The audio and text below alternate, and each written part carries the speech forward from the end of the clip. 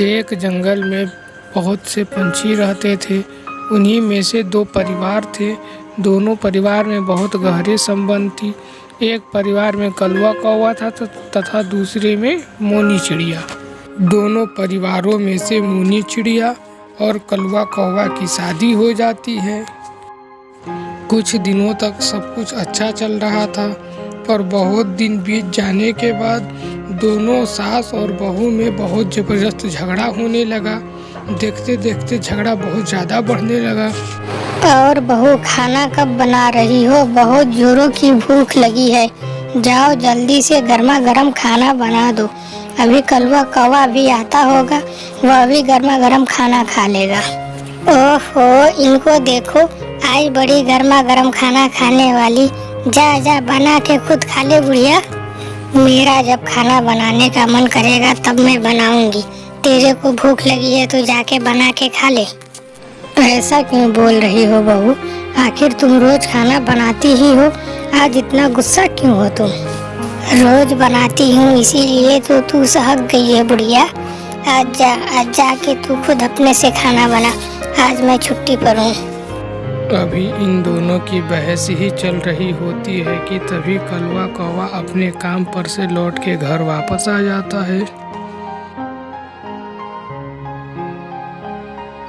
अरे क्या हुआ? क्यों लड़ रही हो तुम दोनों फिर शुरू हो गई? मुझे बताओ क्या बात है। देखिए ना, मैं बोल रही हूँ माँ जी को कि माँ जी मेरी तबीयत खराब है। आज मुझे खाना बनाने का नहीं मन कर रहा है, पर माँ जी जबरदस्ती मुझसे खाना बनवा रही हैं।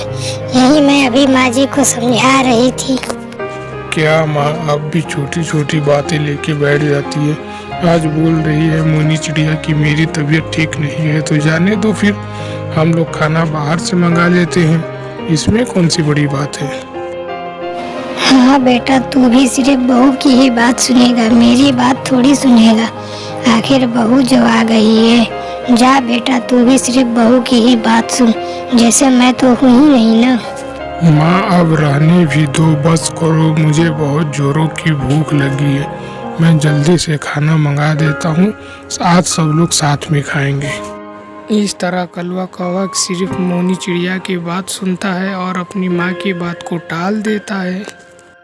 फिर कुछ ही दिनों के बाद कलवा कौवा अपने काम पे गया होता है और यह सास और बहू अपने में झगड़ा कर रही होती है। तभी गुस्से में मोनी चिड़िया अपनी सास को ढकेल देती है, जिससे उसकी सास की टांगें टूट जाती है और गर्दन मुड़ जाती है।